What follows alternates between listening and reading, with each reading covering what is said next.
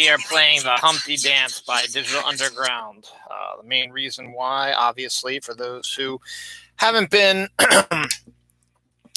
paying attention, is because the main singer of Digital Underground, Shock G, passed away this week. So I figured it was a good tribute to him. We'll talk about Shock G a little later in the show.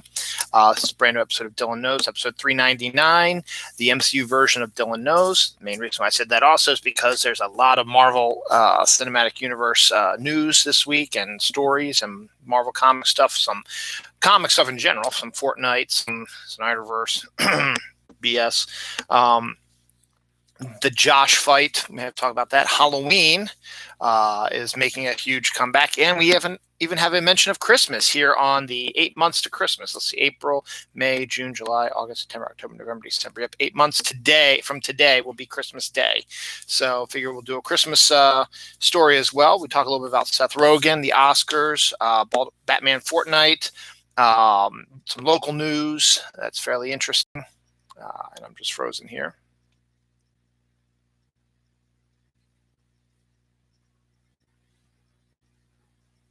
Oh, for God's sakes. There we go. Sorry, I was frozen there for a while. Hopefully it won't become a usual thing. My vaccine week, I'm talking to you about that. Bailey's, some deaths. Strawberry glaze. Strawberry glaze, as I just said. Grilled cheese dogs, Mountain Dew, a lot of Marvel, as I said, Marvel Cinematic Universe stuff. Downton Abbey makes an appearance on here. Tim Curry as well. And Cocoa Pebbles candy bars. And How I Met Your Father. Oh. And a YouTuber gets another KO. So we'll talk about it. We're going to have a lot of scattered things. First up, I need to say something here real quick. Usually every year I tend to do a Oscar pick show. And just this weekend sort of got away from me. It's 2 p.m. here on Sunday, the 25th of April. It is the day of the Oscars. I have my ballot here. But to be honest, I really have not done any research. I think I've watched hardly any of the Oscars. Nominated films. I don't know much about them just from what I've been reading, so I don't think I've seen anything. So I don't know if I feel really comfortable this week, plus not doing the research, doing a show this week because I really honestly haven't been paying attention to the Oscars this year. Now I'm hoping that next year that changes with the fact that, as you'll see also later in the show, that the movie theaters are starting to show a brisk business again. And that means that more of these things will be out and I might be able to see more of them and get more organized, and hopefully it'll come back to its February-ish debut date, February, March-ish, whenever it comes out. So hopefully by then I will be better equipped for it. As I said, the weekend sort of got away from me. Hopefully by this time next year, hopefully the Oscars would have happened. But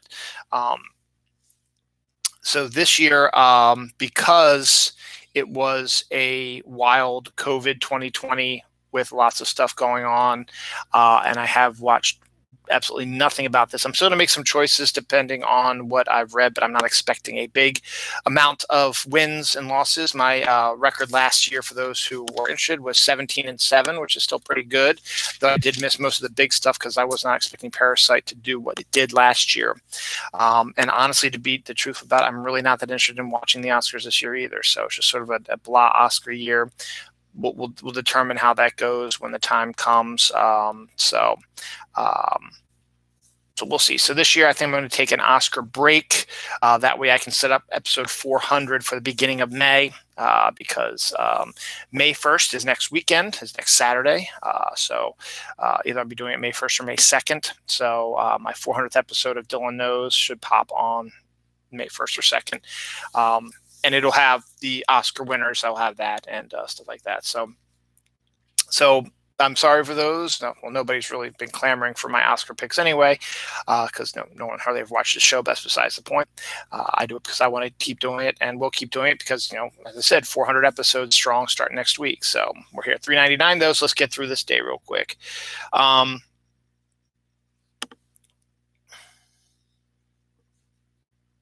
Oh yeah, that's right. So a lot of shady stuff going on in the world of politics. But let's talk about the one really nice story for this week to begin, because I got a bunch of crap ones to start this week off. Geez, yeah, the stories I have here is crap one, nice one. There's two nice ones actually, and a crap one. So I'll do the two nice ones. I'll do the crap ones. Um, so the first one is the Josh fight.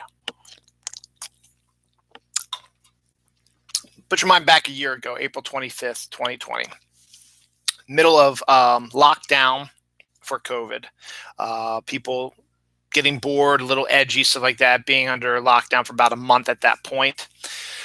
Some people, like myself, being furloughed or anxious about what's going to happen with them. Plus, the world was, degenerating into a pile of dog shit due to the president at the time, who I keep refusing to say his name because he's an absolute terrorist, fuckface, motherfucker, shitbag, who we're going to talk about a little more in a little bit.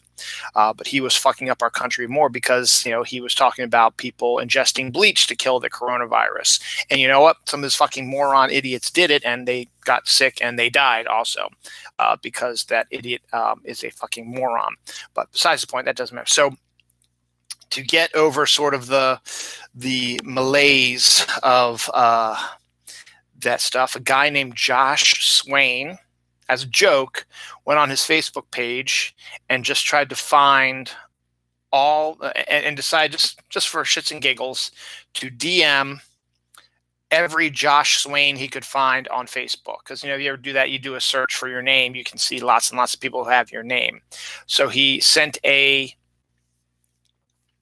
random DM to all these Josh Swains, basically saying, hey, I have an idea. How about, in 1 year, we all meet at these coordinates, and since we're all named Josh Swain, we'll fight it out to the very end, and the last person standing will be allowed to keep the name of Josh Swain. Everyone else who lost has to change their name. Who's up for it? So it became just sort of a big little viral thing, just a little joke thing, and no one really thought much about it. He said 1 year from now. So fast forward to, actually it was 4/24, which is yesterday, because the Josh fight was yesterday. I'm sorry, 4/24. So no, sorry, it was 4/23. No, it was 4/24. The Josh fight was 4/24. So fast forward to yesterday, Saturday, or not yesterday. Fast forward to a couple weeks ago. Alonzo, I forget his name, Loren or something like that, who's a Facebook guy, redug up this viral story that he found, seeing how the date was coming up, and made a comment about it. And Josh Swain, the original guy who wrote it, saw all the viralness about it and had to write a follow-up saying, hey, dudes, this was just a joke. I was just playing around. I was bored with COVID and stuff like that. He said, but because everybody's screaming and yelling about it, all right, we can do it. I'll have to change the coordinates because I just picked the coordinates out of my ass. He didn't say it that way. And the coordinates were actually in some Nebraska farmer's field. So he actually had to find a actual coordinates where they could, meet and have a battle.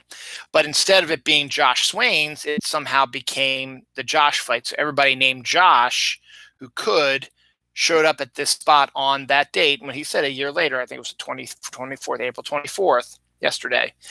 They showed up on, and he said, everyone show up at these coordinates. These coordinates are the new coordinates.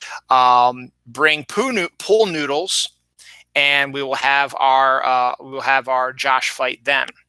So it became a big viral thing yesterday, or leading up to it, I should say. It was a bunch of stories leading up to it. And then yesterday, it actually was videotaped and posted on Facebook, as I said, and on YouTube. As I said, it became more of not a Josh Swain thing, but a Josh fight. So people just named Josh would come out, and there was lots of them.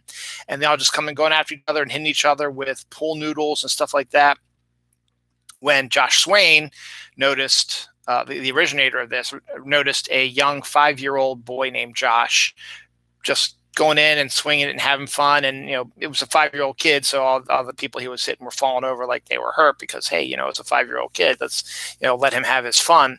So Josh was able to convince the other Joshes that he should be the winner, 5-year-old. So after a while, they declared the fight over, and they went to this 5-year-old boy named Josh, and said, "Guess what? You're the winner." And they interviewed him like a sports thing. Say, "How'd you do?" He's like, "I just beat everybody with the pool noodles," And they gave him a Burger King crown, and they gave him a fake World Wrestling belt type of thing, and they were chanting his name, and they lifted him up, and he was videotaped, and he was having the biggest thrill of his life as a 5-year-old. It's a memory he'll never forget. So I think that was a kind of a cool little fun event that they did, and something that is much needed during this time of strife. Things are getting better, obviously, but it's a nice little story. Another nice story is, using technology. People are always talking about how technology is ruining things. Well, technology can also help also. In this case, a missing hiker was rescued in the mountains. He was able to take a picture of himself over this big chasm, and he posted it on Twitter and said, "Look, my battery's dying. I'm lost, and this is where I am. I'm in this national park. I parked outside of here, walked. I don't know. However, can you help me? I'm kind of lost. I'm losing my power." So send that to a friend. The friend posted on Twitter, and everybody on Twitter went crazy to try to find and help him. They informed the authorities where he was, so they started search parties in the general area to try to find him. But one guy saw the picture and decided to jump into satellite imageries, which you can access, and Google Earth stuff, and was able to pinpoint his location and saying, "Hey, try this area," to the searchers. "Try this area," because they put a Twitter story up saying, "We're looking for this guy. If you've seen him, let us know. Any tips?" So he sent them a tip saying, "Try these locations." So they typed in the locations, and damned if it wasn't very, very close to where the guy was. They found him. He was saved, and everything was great thanks to technology. It was really, really, really interesting. Now, also speaking about technology on the downside, so we are continuing to unravel how terrible the terrorist in charge before Joe Biden has been absolutely destroying our country and selling us over to enemy countries such as the Soviets, who are now our enemies due to Putin's dictatorship stuff and his messing around with our elections to get this terrorist involved, and the involvement of him in the insurrection that happened January 6th, which, by the way, still needs to be investigated, still needs to be prosecuted, and still needs to be taken care of so this fucking shit doesn't happen again. But we just discovered, and this appeared to me should be a bigger story, is that 175 million IP addresses that are connected to the Department of Defense mysteriously and surprisingly came back online the day after Joe Biden, or literally the day that former terrorist walked out of the White House and Joe Biden was sworn in as the new president. So what does that actually mean? Well, they did some digging, and they discovered that while that terrorist was in office, he had people in the Pentagon selling these 175 million IP addresses that really weren't being used to a shady Florida company. Again, Florida, because he's a Florida a-hole. Florida company that did not even have a office in the building that the address was. And when the woman in the front was questioned about it, she ordered the people to leave the premises. So that's not shady at all. And basically, so they sold these 175 million IP addresses for computer threads and stuff like that, connected to the Department of Defense, to a shady Florida company that kept them, dormant, because at that time the terrorist in office was giving all of our state secrets to the Soviets and stuff like that, and the Department of Defense secrets to it, and setting up his insurrection as well. But once all that failed and he had to leave office, they said, well, we need to continue funneling this information to our enemies, who are helping us get back into power, so America can become a dictatorship again. So once they came out, once the terrorists came out of office, they reinstated the IP addresses so that Department of Defense information would be transported through those IP addresses that go through this shady Florida business, so they can easily hack it and give that information to our enemies. I feel this should be a bigger story. And I'm not making this story up. It is not, a conspiracy theory. This is actual proof and information that's being looked at right now. Rachel Maddow announced it on her show yesterday. So this needs to be taken care of, because that in and of itself is a major form of treason, and hopefully would be another nail in the coffin. But the way things are working in this country, nothing's going to happen because of it. So we need to keep our nose to the grindstone when it comes to that kind of shit. So that's absolutely ridiculous. Another shitty story. We got the results this week of the George Floyd case. He was the guy who was killed by a police officer, Derek Chauvin, who put his knee on his neck and basically suffocated him for 9 minutes for, I think it was like a giving out fake $20 bills, something like that. Basically killed this guy for no reason, and would have gotten away with it if it wasn't for that damn kid who had videotaped the whole thing, and she released it, and it became a big deal. Well, they had a trial, and everyone was afraid that the white supremacist police officers would escape penalty again. They did not. They were found. The Derek Chauvin was found guilty on all 3 counts, so hopefully that's the beginning of police reform. I don't see it happening anytime soon, but at least it's a beginning. But the reason why I bring that up is because another story that came out of that is a top police trainer says that killing people is no big deal, and that the sex is great after it. So basically these psychopaths are in office saying it's no big deal killing people, and then, hey, if you kill somebody, if you go fuck somebody, it's going to be the best sex of your life. So that's pretty fucked up in the head.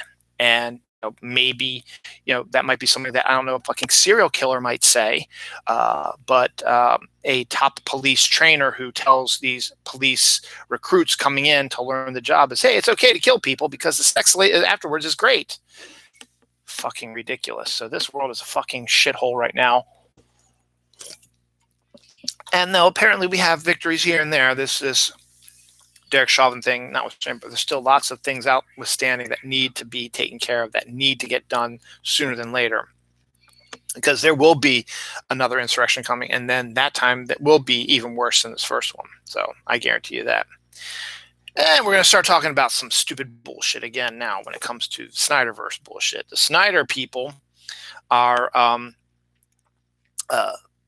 now have decided to up their game into trying to force Warner Brothers to open up the Snyderverse again. So they're terrorizing Warner Brothers executives by renting a car and using a loudspeaker to circle the building and screaming, "Do the Snyderverse, do the Snyderverse," which is, it should be frankly illegal. It is a shitty thing to do to somebody, to fuck up their work life due to some fucking stupid movie series, which is a bunch of garbage anyway. And these fucking toxic fans keep getting even worse and worse. And now the Marvel fans are starting to say, hey, look what happened with these. Let's try to be a little bit proactive and stuff as well. So they bought a billboard, a light up billboard, and posted outside of the Marvel Universe headquarters, Marvel Cinematic Universe headquarters, and said, hey, bring back Tony Stark. He deserves to be back in movies. No, he fucking doesn't. And this is one of the things that pissed me off about the character in Endgame, is that everything that's happening in the shows right now, which we will get into soon, is all due to that fucking Tony Stark a-hole, because he didn't want to lose his life with his 5-year-old daughter who, hey, you know what? If you went back, and didn't miss any time, you could still have that time with your daughter, and then you wouldn't be dead, you dumb fuck. Anyway, so he said to Bruce Banner, when Bruce got the Stones all together and it's going to change everything, he said, bring everybody back, but make it to today and not for when the snap happened. So 5 years passed. So these people have been missing for 5 years, and all the changes that have occurred in the world over these 5 years, you're going to fuck everything up because you want to spend more time with your daughter. Now, a dad thing is great, but he's not being a futurist. He's not thinking ahead of time, is that if you snapped your fingers and brought everybody back literally right after Thanos snapped them, then you would be able to take out Thanos probably, because Thanos said, go for the head. So if everybody came back and Thor saw everybody come back and Thanos didn't disappear, Thor could come back and whack his head off again. And everybody would be dead. There would be no 5-year break, and there would be none of the stuff that's happening now. And hey, guess what, Tony? Guess what? You can fucking get back with Pepper and have a goddamn kid again. And this time, instead of dying, you can have a good life with her, and you wouldn't have to go back and to become Iron Man and do all this time travel bullshit. So whatever. I think it's a bad idea. Look, I liked Robert Downey Jr. as a character. It's fine, but Iron Man, he's getting older, and it's not necessary. His story ended. Same with Chris Evans. I mean, I like Chris Evans, but I like where the direction of Captain America is going now. So I think we need to move on from that as well, and let them move on as well. So you people who want this, just stop.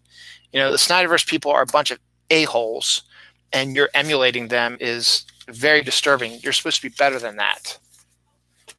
Act like it. Speaking of Disney, Disney is going to be powering up to 40% of their park energy needs with a new solar panel factory that they are creating over the next few years. So very soon, 40% of Disney World's power, and maybe even Disneyland's, I'm not sure, will come from solar power and not from regular energy. And I think that's kind of good. I guess there's another kind of a shit story if you want. It's kind of funny at the same time, but kind of not funny. And it's weird that this happened. But a Japanese man was arrested after dating 35 women at the same time to get a constant stream of birthday gifts. He would give out a different birth date to every woman that he dated. So he would get a constant stream of gifts. I don't know how long he dated these women for, but eventually they were discovered, and he was arrested for fraud, which is like, lying to a girlfriend to get presents does not seem to me to constitute a major crime. I mean, I guess fraud could be considered a crime because basically you lied to this woman who you are dating, and I guess maybe I can see it, and who believes that she's the only one for you, and you tell her, yeah, my birthday is January 1st. She's like, oh, let me get you presents for January 1st. And he takes that and goes to another woman and says, hey, my birthday is, June 3rd, and, is with another woman. And I guess I can understand that, but arresting him for fraud, I think having the women have a go at him would probably be a better punishment for him, but we'll see. Let's see, that's all Marvel. All right, I already did that one, so I can mark that one off. That's another Marvel one. That's another Marvel one. This is a kind of interesting DC one. Gal Gadot, who played Wonder Woman, apparently had a mini accident at home where she was chopping vegetables or something, and she happened to accidentally chop off one of her fingertips. I don't think this. I think it was like one of these little chunks out of the fingertip up here. Because this is the tip, this is the fingernail. But she was cutting. I think it was like that, and it just went. I don't think she cut off her finger. I think it was just sort of a dig at the. Probably hurt like the fucking dickens, because that's where the nerves are all up in there. So you get one little slice on that, fucking shit probably zap through her. But her husband, trying to, I guess, panicking and not knowing, because there's lots of blood, because there's also lots of blood too, and his wife is in agony and pain and doesn't know what's going on, accidentally puts her severed fingertip into the garbage disposal. So they couldn't, I guess there would be a way, I guess you could have maybe regrafted it on, but now she doesn't have a fingertip. So that's an interesting story, and it's a little wild. And I don't blame him too much, because, hey, the woman you love is in agony. She's bleeding everywhere, and you're in a panic trying to get everything cleaned up and fixed, that you're not thinking what you're doing, and it just accidentally goes and happens. So that's okay.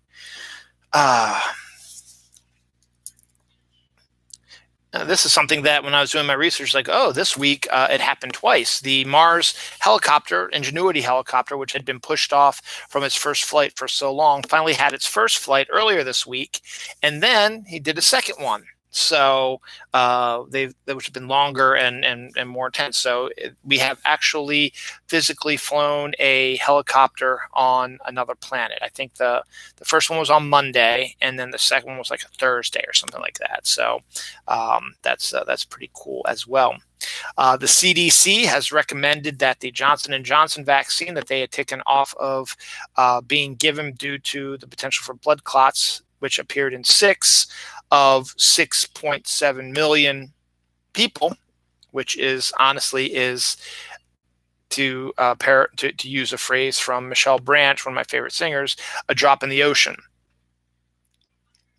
Yes, 6 people were hurt by the by blood clots, but there were 6.7 million others who were not, and it's helping spread the vaccine quicker. And actually the Johnson & Johnson ones I think are easier to get to the more poor regions, while they should have gotten the Moderna and the Pfizer as well. But the Johnson & Johnson one's a little bit easier because it's a one shot and you don't have to freeze it, so you can just do it whenever and spread it to a lot of people in a short amount of time. Whereas with the Moderna and Pfizer, you need 2 shots and it takes time and appointments. That's what I found out this week, because I finally got my first vaccination shot. I took off the bandage. Let me see if it's the spot still there. No, I think it's healed. Somewhere around here they got me. So I went to get my. So let me recount everything. So Sunday we went to my in-laws' house because there was my wife's aunt was visiting from Colorado, and so they wanted to visit and have a party. And so we're talking about getting the shots, and everybody at the party had pretty much gotten their vaccinations, except at least their first one, except for me and my brother-in-law Mike. Now Mike was supposed to get the Johnson & Johnson one, but he, when this happened right before they took it off the market. So instead he signed up for a different one and was going to get it around the same time I did. So I guess it was Sunday night after we got back from the party, my wife was kind of tired, so she went to bed early. So I stayed up, just unwinding or whatever, looking on social media, knowing full well I had to go to work on Monday, whatever. So I said, why don't I just go ahead and see if I can set up an appointment now, because the state of Maryland is now allowing everybody to get the vaccine 16 and above. That wasn't supposed to happen until like the 27th of April. So now I'm in it. So I was like, okay, I better do this ahead of time. So I went online. I tried to find one around here locally in Reisterstown. Could not find one at all. Either they were all being used, or I could not get an appointment. So I just basically put in, find me an appointment somewhere within the 20-mile radius. And the one that popped up was a Giant Food Pharmacy in Timonium, right across the street from the Timonium Fairgrounds, which is our biggest vaccination site right now, where the state fairgrounds has been co-opted as to being a vaccination site where you can make an appointment, and they do hundreds, thousands of vaccinations a day. But this Giant also has, because they're starting to get spread out more, this Giant Pharmacy has one as well. They had an opening at 3:45 p.m. on Wednesday, the 21st. So I was like, okay, I'll take that one.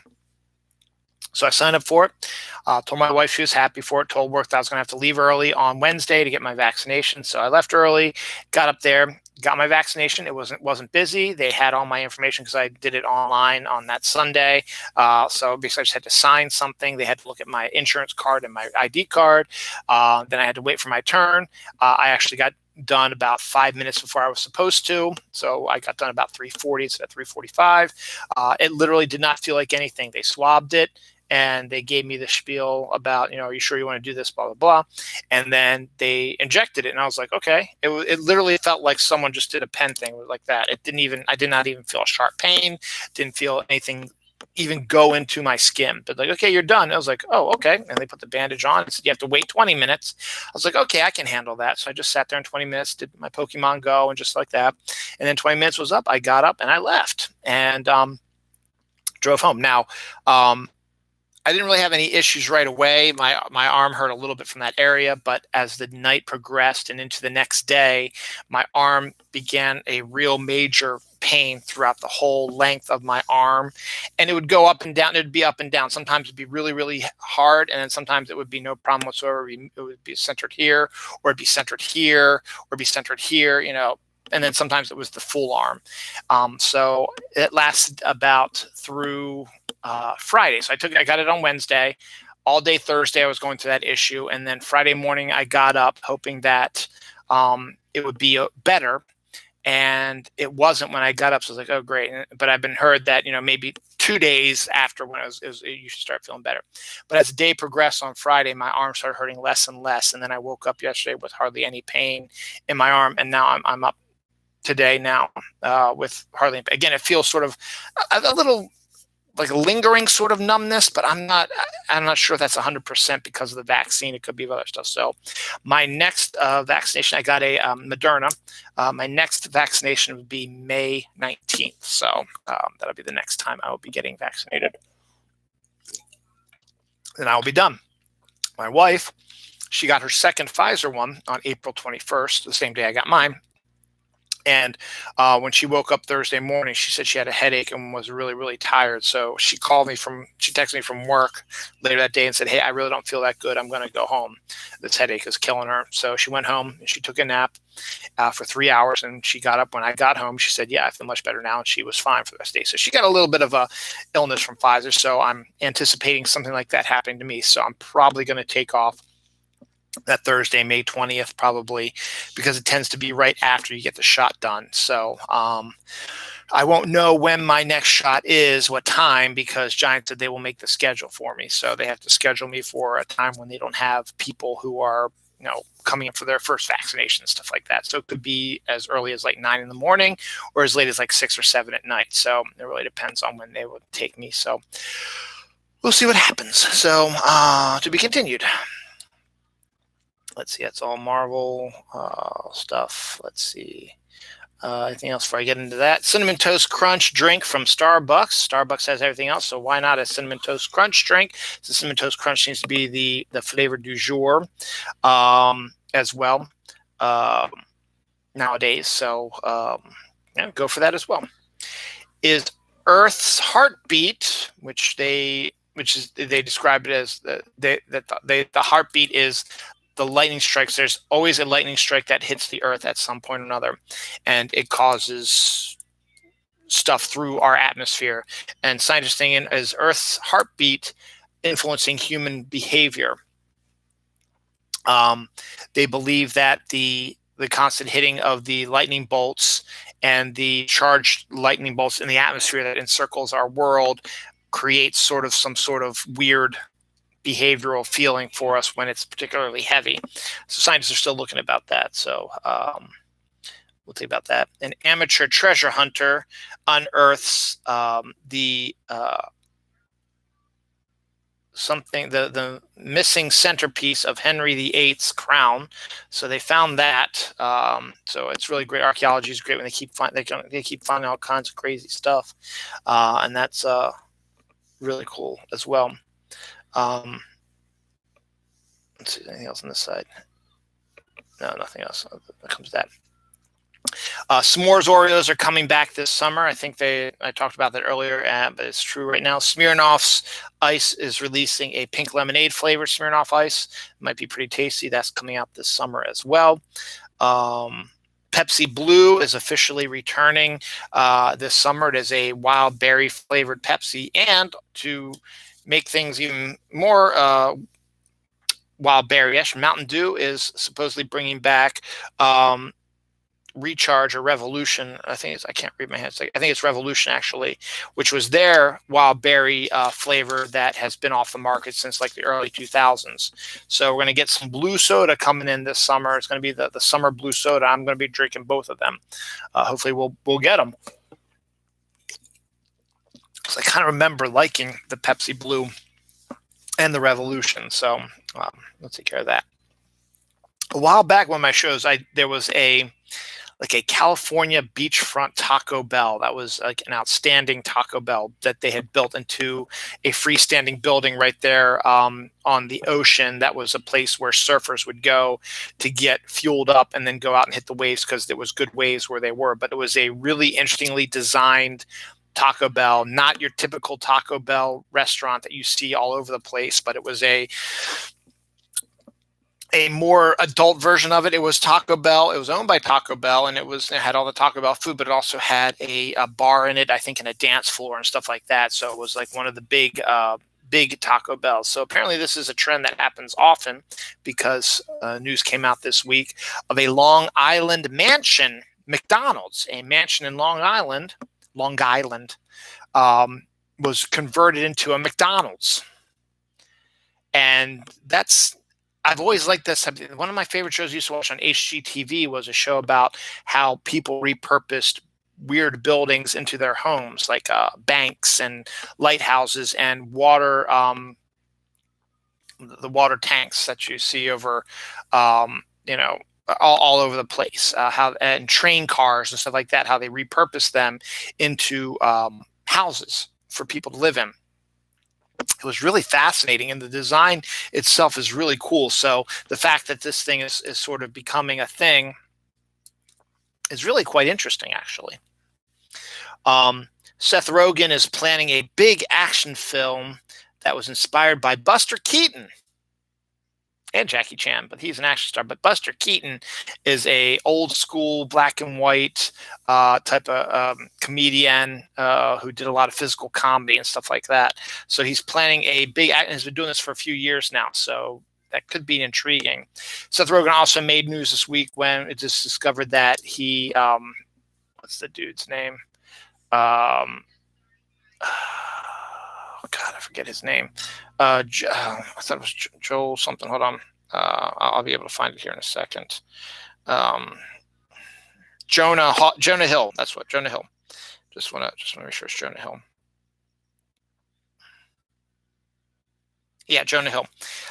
Seth Rogen convinced Jonah Hill not to star in Michael Bay's Transformers, but instead to create his own big robot movie.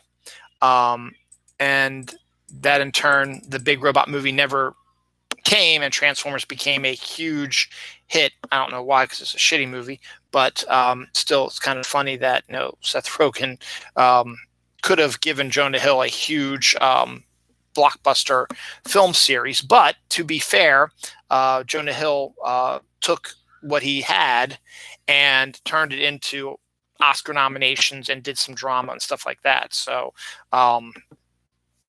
something happens for everything. In some local news, there was a bomb threat at Towson Commons. Actually, that's interesting. Towson Cinemark, the Towson Cinemark movie theater, which is up there near Towson Town Center this week. It's a kind of a brand new theater, but I'd never heard of someone doing a bomb threat to a movie theater before. I mean, I've heard of one getting shot up before. That was in Colorado, but then there's been a few other places as well. But that's kind of a scary-ish story. So that came out this week as well. A mom posing for a zoo photo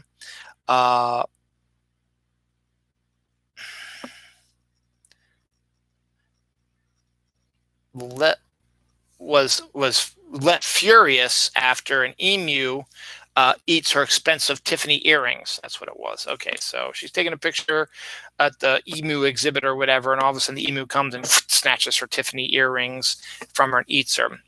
So eating her. I'm sorry. So that's kind of an interesting thing as well. The Bite is a film that's going to be on Sci-Fi. Looks like Sci-Fi was the one that announced this. It might not be, though. It's a B movie about a doctor and a dominatrix who are dealing with a new COVID strain that turns people into zombies. So, hey, it's about time that these B movies have started to turn, COVID into B movies. Now, another B movie the Asylum is doing is based on the Godzilla King Kong movie. They're doing their own version called Ape versus Monster. So, great. It's on brand, though. A gender reveal party, which we've talked about how bad those have been, considering the last one we talked about left somebody dead. Well, that didn't stop anybody in a New Hampshire town who decided, hey, we're going to blow up a bunch of shit to show off our gender reveal. So basically, a gender reveal party is behind the massive blast that rocked several New Hampshire towns, and so much so that it caused a mini earthquake to occur.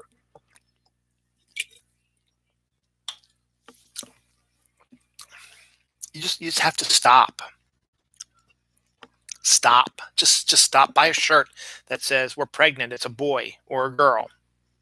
Or give the grandmothers to be or grandfathers to be colors of shirts. Like it's a pink shirt saying grandma, or a blue shirt says grandma, or something like that. Or a picture frame with the picture of the what do you call it? The baby pictures inside the mom's belly.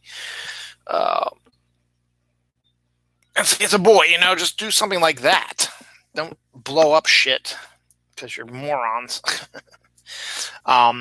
New York Comic Con is going to return this fall for in-person comic convention. Makes perfect sense. Everything seems to be setting up that way. The Baltimore Comic Con is in October as well, so it's probably going to be setting up for in-person as well.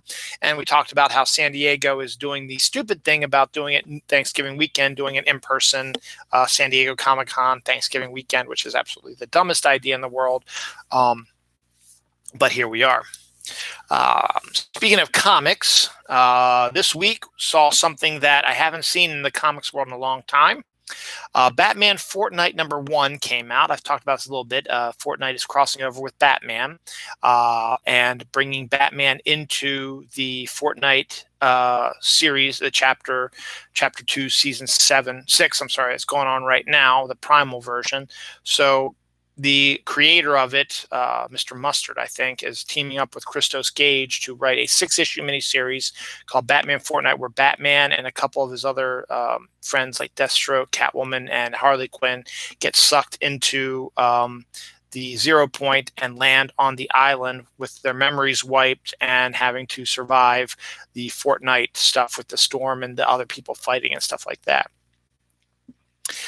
What's great about the book is that every issue will have something that you can upload to your Fortnite game to get a free new cosmetic. Like the first issue had a brand new Harley Quinn skin, which is only available through the comic. So you would get the comic either physically at a comic store, or you get a DC online subscription and get the comic there. And once you finish reading the comic, they will give you the code so you can input it, because they want you to read the comic and not just input the code if you do it online. Whereas the comic shop, if you just want the code, you can just go to the comic shop, buy it, and get the code, and you're done. But reading the book, it's not the greatest story in the world so far. It's an easy early setup. Nothing too exciting happening, but you see a little stuff. You see Batman fighting against a bunch of your Fortnite regulars, including Midas and Sasquatch and stuff like that. So it's fun to see that. And he meets up with Catwoman, but again, their memories are wiped and they can't speak. So it should be interesting to see what that. Mr. Mustard has claimed that there will be secrets revealed about the Fortnite storyline that's going on right now. It is presently involved with the Fortnite storyline right now, so it is connected to that. And supposedly down the line, a Bat Cave point of interest will be popping up on the map. This new season supposedly goes to June 4th, though the comic will not be done until the end of June. So I don't know if they're going to maybe push it to July now so they can fit that in there or whatever. But every issue is going to have a new cosmetic. It is a bi-weekly series. So the first one came out on 4/20. The second one will come out, let's see, not this upcoming Tuesday, which is the 27th, but the next one, which is like May 4th or something like that. Will be coming out then. And then, May 18th, and then that's issue 3, and then like June 2nd, which is like issue 4, and like June 16th, which is issue 5, and like June 30th, which is like issue 6. Actually, I can give you the exact probably dates since it is bi-weekly. by looking at the calendar here. So it was 420, May 4th, May 18th, June 2nd, June 16th, and June 8th, June 22nd, and June 29th. So I was off by about a day because I was going with the Wednesday schedule. DC Comics comes out on Tuesdays. So, by June 29th, you'll have a. So we know that there's going to be a new Catwoman harvesting tool. That Deathstroke is going to come into the game, so there's going to be a Deathstroke glider. So I don't know if there's going to be a Deathstroke skin that you'll be getting through the comic, or you'll have to get that from the item shop. I'm not sure that's going to work, but there is going to be a Deathstroke glider coming in, and then that's really the only ones that we know about. So and then the final one, the 6th one, you have to get all 6 issues in order to get the armored Batman skin, which is the one that my son wants. But my point is about all this is that. Unfortunately, it seemed like a lot of comic shops misjudged the gamer response to this. So they just saw it as nothing too exciting. So they did, minimal orders on it. And I went to get mine, luckily, on Tuesday at my comic shop. They were only allowing 1 per customer, which sucks. I want to get one for my son also, maybe one for his friend. But I couldn't. I could only get 1 for myself. They didn't have a lot left. And then I went back on Wednesday when the regular comics come out. They were sold out. So then that Wednesday, since that was when I was getting my shot down in Timonium, I went to the comic shop down there to see if they had it. They didn't have any either. And the only one that I know of that does is Third Eye Comics. But by the time I found out that they had it, that's in Annapolis. I had already ordered one for an exorbitant amount on Amazon for $50 to get this for my son, because you need to have all 6 of them to get this armored Batman skin, and that's the one he really, really wants above all. So that should be coming in the mail probably by the time that the 2nd issue comes out. Now, the date to use the codes won't expire till 2025. So you got plenty of time to get them done. So you don't have to do them all right away, but it's always fun to do them right away. That way you can use them right away. So I got my Harley Quinn skin that day, 420, played her a few times, and she actually won me a bunch of games. So, or I did really well rather. She didn't win me any games. It was like 2nd and 3rd and 5th and stuff like that. So it's pretty good. So, but it's a phenomenon. Again, they've got, 2nd and 3rd printings coming. Don't know if there's going to be codes in those. Found out that the hardcover copy of it will have all the codes in it, I think, also, which is kind of odd, but I don't know how accurate that is. And I don't think that the comic shops will have enough time to update their issue 2 order, since it's a 2-week thing.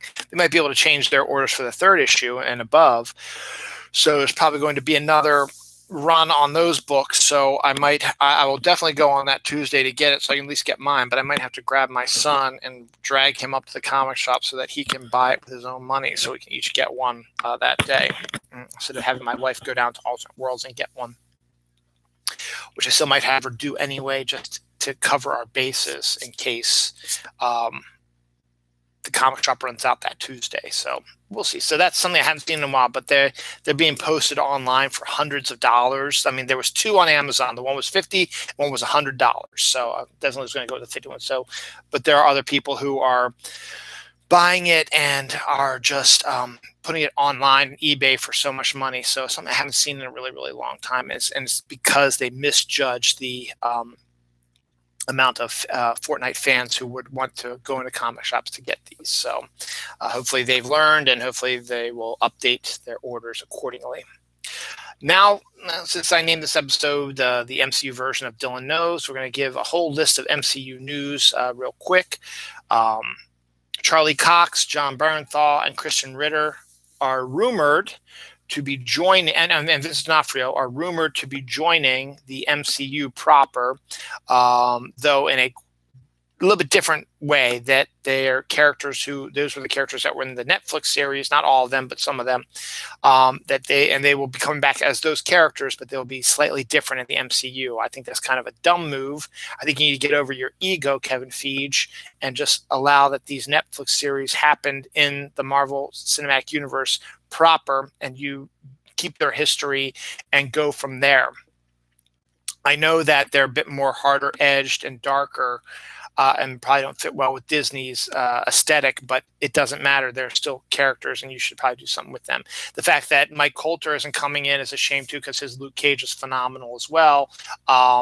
And then Finn Jones did the best he could with Iron Fist. I would like to see all of them come back and have them seamlessly. Same with Agents of S.H.I.E.L.D. Have everything just be seamlessly into the MCU. It's like, why not do it?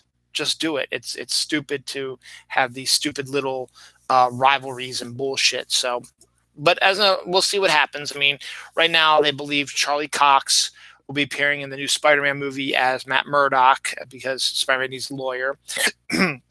They announced the Echo series, and in the comics, Echo has a connection to the Kingpin, so they believe Vincent D'Onofrio will probably pop up a cameo in Hawkeye, and then will probably be one of the main characters in the Echo series. Kristen Ritter, they say, is probably going to be working for She-Hulk's law firm to do their investigating for her, so she'll probably be popping up in that one. John Barenthal's Punisher, we don't know how that's going to work out yet. And we don't know if maybe they approach Mike Coulter and he says, I don't want to do it anymore, or I moved on to other stuff, or I think they probably just skipped over Finn Jones because Iron Fist was not one of the more popular shows. But we'll see what happens. So that was good. Russell Crowe accidentally revealed who he will be playing in the new Thor Love and Thunder movie. He dropped it on his Instagram or Facebook that he will be playing the Greek god Zeus, which is unusual since Hercules is a main character in the Marvel Comics universe, and Zeus has made appearances in the Marvel Comics universe as well. And the main villain, played by Christian Bale, is the God Killer. So Zeus is a god, so it would make sense. So Russell Crowe has the gravitas and the look to play a Zeus type. So I think that's appropriate, very good casting, and we'll see how Taika Waititi uses him in the movie. I doubt it's going to be just in a small role because, it's Russell Crowe, and we'll see what happens. And he's Australian too, so that also helps too. Hawkeye has finished filming their series, which leads me to believe that they are possibly going to be coming onto Disney Plus as soon as the end of the year. It would make sense. You just do your editing now, and add special effects. You've got all the filming done. You cut up into your 6 episodes, whatever you're going to do, and you start planning for it. And think about, you got Captain Falcon and Winter Soldier ended yesterday on Friday. So now you have 7 weeks before Loki shows up, and then once Loki ends, I think they're going to go right into What If. Then after What If's 6 to 9 to 10 episode run, it comes hazy. That puts you sometime into September, October. And they are anticipating 1 to maybe 2 new series coming out. Of course, they also might not want to have anything coming out in July because Black Widow will be out by then. So Loki would be done just shy of the beginning of Black Widow. And you don't want anything coming out in, September. You got Shang-Chi. And then you've got Eternals in November. So you've got some windows where if you don't want to interfere with the movies, you have some windows there. So if, let's just say, What If rolls in after, like mid to end July, goes through all of August and ends right before Shang-Chi shows up, then you let Shang-Chi do his run through October or through September. And then maybe you do a something end of September through October, be it a Hawkeye or a Miss Marvel, and then Eternals does their thing, and then December maybe Hawkeye comes in October, and then maybe Miss Marvel shows up in December, and you start going on your roll then. So we'll find out. We will definitely find out. But right now, it has finished filming, so it will be only a matter of time before it shows up on Disney Plus. Doctor Strange 2 is supposed to finish filming their film this week as well, this upcoming week, so you'll be having that as well. Speaking of Shang-Chi, they dropped the first trailer of Shang-Chi, which I've been dying to see what they're going to do with that. It looks completely different than your usual Marvel Cinematic Universe stuff, which is a good thing. and could be a really interesting film rolling through there. Now, all I want now is an Eternals trailer of some kind to see some of the stuff from that, and it might be good to play it during tonight's Oscars because the director of the Eternals is up for Best Director. It's Chloe, whatever her name is. She's got a really good shot of. Actually, I can tell you right now, she has a really good shot of actually winning it. Also, I didn't get the name, and then. It would be a good idea that her next movie is going to be Eternals. She's Oscar-winning director and might also win Best Picture. Nomadland might also win Best Picture. So you have a Best Picture, Best Director, possible winner directing your new Marvel movie. Hey, here's the new Marvel movie that your Best Picture and Best Director is using. Maybe they're going to wait till the next day, maybe Monday, maybe tomorrow they'll drop some Eternal stuff if she indeed does win Best Director and Best Picture this year. But I'd like to see that. So, but the Shang-Chi trailer was fun. It was interesting. It's different. I don't know much about Shang-Chi. He's never been one of the guys I really read a lot about, so I don't know much about him. But it looks interesting, and it's going to be connected to the MCU through the Mandarin. And yeah, so we'll see what happens with that. So that should be a lot of fun to see that really soon. The Falcon and the Winter Soldier. Last week I had not seen episode 5 when I did the show, but we watched that finally. And then episode 6 dropped on Friday. So the last 2 episodes continued the greatness of the show. Episode 5, these are spoilers now. Episode 5 had the throwdown between Falcon, Winter Soldier, and John Walker after he killed somebody and was photographed doing it. They beat him, obviously, and they took the shield. And the video surfaced of him killing everybody, so the government has stripped him of his Captain America mode, and that did not go over well because he is crazed, insane, due to the super soldier serum and the loss of his friend Lamar. And they tell him he needs to go see Lamar's family and let him know what's going on, and all that stuff. Meanwhile, the fact that he has the shield back, Sam begins training with it to try to get better at it, and Bucky joins him and begins to show signs of healing. He's doing something important with his life, helping his friend train up to be Captain America. And let's see what else happened in the 5th episode. They continue the storyline where we find out that Carly and the Flag Smashers are going to take down the CDC job in New York City. It's the government, with government officials talking about what they're going to be doing with the new GRC contracts and stuff like that. And she's going to attack that and make sure the vote doesn't come to play and get revenge. She has a whole plan worked out. And also we learn that Sharon calls in Batrick, the Leap Heir, for some reason to go do the same. We find out that he's going to be working with Carly. So that's an interesting to kill the Falcon. So that's kind of interesting to see Sharon like, okay, Sharon, what the hell's going on with you? And we also get the arrival of a new character who surprised the hell out of me, considering the actress who plays her is one of my favorites. Julia Louis-Dreyfus is now a part of the Marvel Cinematic Universe. She is playing the Contessa. Her name is Val. In the comics, she is basically female Nick Fury, was his girlfriend when Nick Fury was white in the 1960s and 70s, became Madam Hydra, has sort of this 8 Shades of Grey thing, and still kind of, lingering around the Marvel Universe right now, has a role in Secret Invasion. Interesting. And she's played by Julia Louis-Dreyfus, who's fantastic. So she is making contact with Johnny Walker saying, hey, to hell with them and to hell with Captain America. They don't own the shield.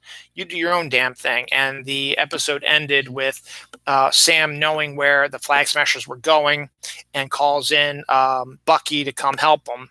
And also with Johnny creating his own Captain America shield.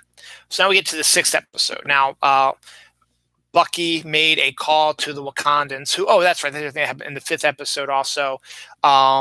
Bucky had tracked down Zemo to the Sokovia Monument and holds him at gunpoint and threatens to kill him, and then shoots and then pulls the trigger of an empty gun at his head, and to show him that, I'm not going to kill you easily. You're going to be taken into custody, and the Wakandans come and take him, and so he's being we're all held during Civil War.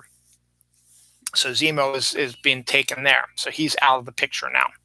I forgot about that. So that happened with that. So then Bucky decided before they left, called in a favor from the Wakandans, and they delivered a package to Sam, which he opened up at the episode 5. Episode 6 begins with the attack on the New York meeting by the GRC, and we also see the arrival of Falcon, who is now dressed in his Captain America costume. That was what Bucky, because he had finally come to this, he was going to keep the shield, that he was going to train up to be the best Captain America he can be, and has decided that he will embrace the role of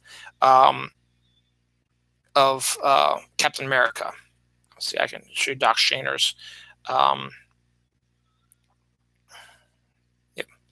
This costume that Doc Shainer drew is the costume that we see in the show. Almost perfect rendition of it. So, so he shows up early on in his new Captain America costume with the wings and has the shield and starts taking down the things. And Bucky shows up as well and starts, they have a big battle. Things are going on. Sharon is there also. She's made her way to America for some reason. To go in there to help out as backup, I guess.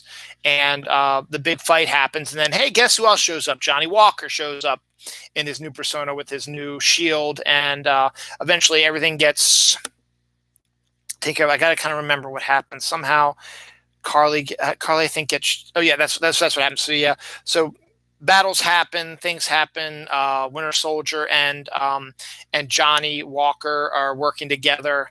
And Sam is taking on Carly and the bigwigs, and he gets separated when he has to save the hostages of the senators and stuff like that. He saves them as Captain America to show them that you need a Captain America, and I'm the best fit for it as well, because I'm saving, not only just because he's doing that because that's what he does. He's a hero, but it's also deep in the back of your mind, you got to know he says this is just showing them that, hey, I'm going to be here. I'm going to be the good Captain America. You need to focus on me. And then Carly's getting away, and then she runs into Sharon. And they both hold guns to each other. And we learn that Sharon is the power broker, which we all pretty much predicted as much. And she's very angry with Carly and is going to eventually take it out on her. But both of them shoot at the same time. Sharon kills Carly, and Carly shoots Sharon. Falcon arrives too late to save Carly, and Sharon's all like, I'm sorry, I had no other choice. And he's like, I got it. It's cool. I understand. And she dies. Carly dies. Sharon is shot, but she's okay. But she's done enough now that Sam can pretty much say, hey, she helped save the day. Pardon her. She deserves it. Not knowing that she's the power broker. The only person who knew she's the power broker is Carly. And apparently also, some of the super soldiers in Carly's group, the Flag Smashers, got away and were blown up by Zemo, who was working with the Contessa, Val. Val makes her reappearance in there as well.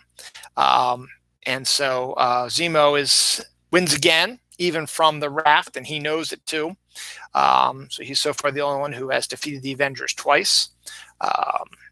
And Val, so in the aftermath, Val hooks up with Johnny Walker and gets him his U.S. agent outfit and turns him into U.S. agent and says, Zemo and I have jobs for you, stuff like that, which basically saying that he's going to probably lead the Thunderbolts, probably, because that's Zemo's group. So we'll see what's going to be coming up with that. So Johnny Walker is going to be appearing later on like that. Sharon, who we don't see any blood from her, even though she's been shot and killed. And the one scene is where she looks at her wound and then covers up real quickly when Sam shows up.